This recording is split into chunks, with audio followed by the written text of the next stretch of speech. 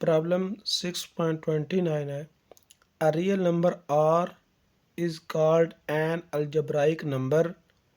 एक जो real number are है वो अलजेब्राइक नंबर होता है if R is the solution to a polynomial equation. अगर क्या हो आर जो वो सॉल्यूशन हो इस पोलिनोमियल इक्वेशन का, तो फिर हम आर को कहते हैं कि वो क्या है, अलजेब्राइक नंबर है। यानी कि कोई भी नंबर जो इस इक्वेशन का, इस पोलिनोमियल का सॉल्यूशन होगा, वो क्या कहलाएगा, अलजेब्राइक नंबर कहलाएगा। With integral coefficients prove the set A of algebraic number is denumerable. हमने प्रूव करना है कि ऐसे तमाम अलजेब्राइक नंबर्स, उनका सेट जिसको हमने ए का नाम दिया वो क्या होता है, डी नंबरेबल होता है। इसको प्रूव करना है। अब देखें सॉल्यूशन होने का क्या मतलब है कि अगर हमारे पास हम कहते हैं कि जो आर है ये सॉल्यूशन है किसी हमारे पास पोलिनोमियल का, ये नहीं कि हमारे पास ये पी एफ एक्स एक पोलिनोमियल है हमें दिया, जिस तरह की ये हमारे पास पोलिनोमियल दिया है, ये इसका सलूशन है। तो क्या होना चाहिए कि जब हम x की जगह पे r पुट करें, यानी उसकी वैल्यू पुट करें, तो हमें ये क्या देना चाहिए, ज़ीरो मिलना चाहिए। यानी ये मेरे रिमाइंडर ज़ीरो दे, या ये हमें वैल्यू क्या दे, इस इक्वेशन की ज़ीरो दे। अगर वो r पुट करें तो फिर हम कहते हैं कि ये इसका क्या है, सोल्यूशन है। जैसे फॉर एग्जांपल हमारे पास ये एक दिया हुआ है, एक पोलिनोमियल दी हुई है एक्स का स्क्वायर माइनस एक्स, ये पोलिनोमियल दी है। तो अब देखिए हम कहते हैं कि x इज इक्वल टू 1 जो है ना वो इस पोलिनोमियल का सलूशन है।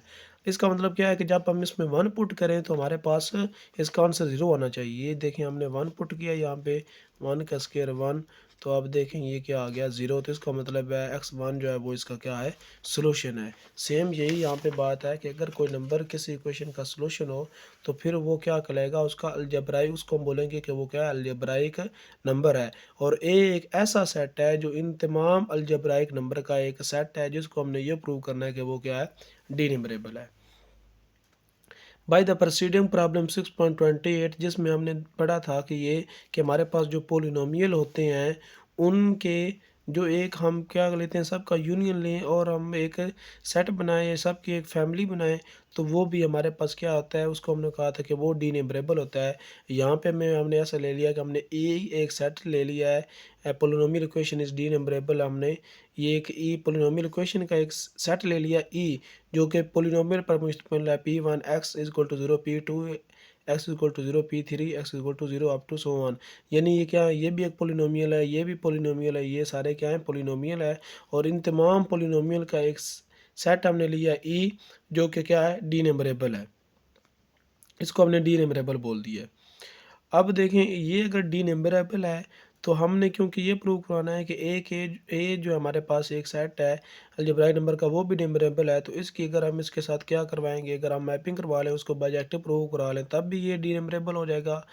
और अगर हम ये दूसरा जो ऊपर हमने कंसेप्ट यूज़ किया था कि अगर वो काउंटेबल उसमें से क्या लें, हम सेट लें और फिर उनका यूनियन लें, तो वो भी उसका क्या क्या कहलाएगा, वो हमारे पास काउंटेबली इनफाइनाइट होगा, तो वो भी क्या हो जाएगा, डी नंबरेबल होगा। दोनों तरीक़ों से हम करवा सकते हैं।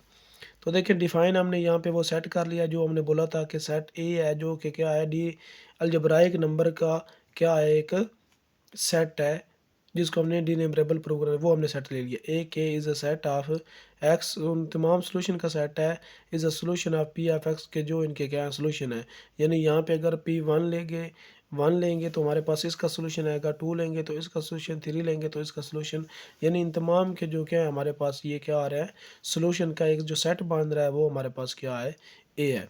अब देखें हर जो हमारे पास सेट है पी वन है, इसका सोल्यूशन होगा वो भी फाइनाइट होगा, इसका सोल्यूशन भी फाइनाइट, इसका सोल्यूशन भी फाइनाइट। इस तरह ये हमारे पास सब के जो होंगे हमारे पास फाइनाइट सोल्यूशन होंगे।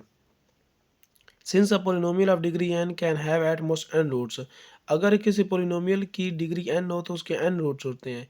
यानी कि अगर किसी पोलिनोमियल की जितनी डिग्री होती है उतने उसके रूट्स होते हैं। फॉर एग्जांपल हमारे पास एक पोलिनोमियल है x का square plus 2ab plus x y plus y का स्क्वायर इज इक्वल टू 0। ये हमारे पास एक पोलिनोमियल है, तो इसकी डिग्री कितनी है, 2 है। तो इसके हमारे पास जो पोलिनोमियल बनेंगे वो 2 ही बनेंगे। देखें अगर इस फार्मूला को हम क्लोज करें तो ये होगा एक्स प्लस वाई होल का स्क्वायर इज इक्वल टू 0। इसको हम लिख सकते हैं x plus y is equal to 0। तो आप यहाँ से देखें, एक ये इसका बन जाएगा और ये एक इसका दूसरा बन गया। तो इसके दो फैक्टर बन गए हैं। तो यानी इसके क्या हैं, दो ही सोल्यूशन हमारे पास इसके आ गए हैं। तो दो रूट्स हैं इसके, यानी जितनी उसकी डिग्री होती है किसी पोलिनोमियल की उतने उसके रूट्स होते हैं। तो इसलिए हमारे पास ईच ए के इज़ फाइनाइट, हर के ए के फाइनाइट है। यानी कि अगर हम 1 लेंगे तो एक सोल्यूशन आएगा ए के, यानी A1 आएगा। अगर इसका सोल्यूशन लेंगे तो A1 हमारे पास आएगा। इस तरह कि अगर हम इसका सोल्यूशन लेंगे A1 तो उसमें वो कौन सा इंक्लूड होगा, उसमें P1 के सोल्यूशन इंक्लूड होंगे, इसके सारे सोल्यूशन आएंगे। अब वो चाहे इसकी जितनी डिग्री उस पर डिपेंड करता है, एक है तो एक इसका आएगा, दो है तो दो सोल्यूशन आएंगे, थ्री है तो थ्री सोल्यूशन आएंगे, जितनी पोलिनोमियल की डिग्री होगी। इस तरह हमारे पास एक इसका होगा तो ये P2 f of equal to 0 इसके सोल्यूशन आएंगे। इस तरह अगर हम A3 लेंगे तो P3 इसके जितने सोल्यूशन बनते हैं वो इसमें आएंगे। अब इसके भी कितने पोलिनोमियल आए, एन से डिग्री कम ही होगी तो उसके हम जो हमारे पास सोल्यूशन को काउंट कर सकते हैं। इसके भी हो जाएंगे काउंट, इसके भी हो जाएंगे, इसके भी। यानी इन सब के जो सोल्यूशन आएंगे वो हमारे पास क्या आएंगे, फाइनाइट आएंगे। इसका ये मतलब था कि ईच ए के जो है, यानी हर जो ए के है, A1 है, A2 है, A3 है, 4 जितने भी हैं वो सारे क्या होंगे, उनके सोल्यूशन क्या होंगे, फाइनाइट होंगे। ये इसका मतलब था ईच ए के इज़ फाइनाइट। अब हर ए के तो फाइनाइट होगा, लेकिन जब उनका हम ए के जितने भी सोल्यूशन बनेंगे उनका जब यूनियन लेंगे, देयरफॉर हमने ए लिया एक सेट जिसको हमने ये प्रूव कराना था कि वो डिनमरेबल है, वो हमने ले लिया कि ये यूनियन है उन तमाम सोल्यूशन का जो कि फाइनाइट है। अब देखें हमारे पास ये पोलिनोमियल वो तो हमारे पास आगे चलते जा रहे हैं, वो तो इनफाइनाइट है ना। तो इसका मतलब है कि ये जो ए है हमारे पास ये भी क्या आना आएगा, इनफाइनाइट आ गया आएगा। ये ए के खुद फाइनाइट हैं, लेकिन जब इनका यूनियन लेंगे तो वो हमारे पास क्या आएगा, इनफाइनाइट आएगा, क्योंकि हमारे पास ये पोलिनोमियल इनफाइनाइट है। Is a countable family of countable sets. तो ये हमारे पास एक काउंटेबल फैमिली है, क्योंकि हमारे पास हर ए के जो है वो काउंटेबल है। A1 भी काउंटेबल है, A2 A3 A4 सारे काउंटेबल हैं, क्योंकि वो क्या है, फाइनाइट है। इसलिए इनका वो कह रहा है कि जो सेट बनेगा वो भी क्या होगा, काउंटेबल होगा। Accordingly A is countable and since A is not finite, चूँकि ए हमारे पास फाइनाइट नहीं है, क्योंकि हमारे पास पोलिनोमियल जो हैं उनके जो सोल्यूशन है, इसका चाहे ये खुद इसका सोल्यूशन फाइनाइट होगा, इसका भी फाइनाइट होगा, इसका भी फाइनाइट होगा, लेकिन ये खुद क्या इनफाइनाइट है। ये आगे चलते जा रहे हैं 4 5 6 पर, ये आगे रुक नहीं रहा है, क्योंकि इवन पे मुश्तमिल है। इवन वो तो रुकते नहीं है, इनफाइनाइट है। तो इसका मतलब है ये इनफाइनाइट होंगे। और दूसरी लिहाज से क्योंकि ये हमारे पास हर सोल्यूशन है वो क्या है, फाइनाइट है, ये काउंटेबल होंगे। तो ये हमारे पास जो इसका ए सेट बनेगा, जो इन सब का यूनियन है, वो क्या बन जाएगा, काउंटेबली इनफाइनाइट बन जाएगा। इसलिए हम उसको बोलेंगे कि वो ए जो है वो हमारे पास क्या है, डिनमरेबल है।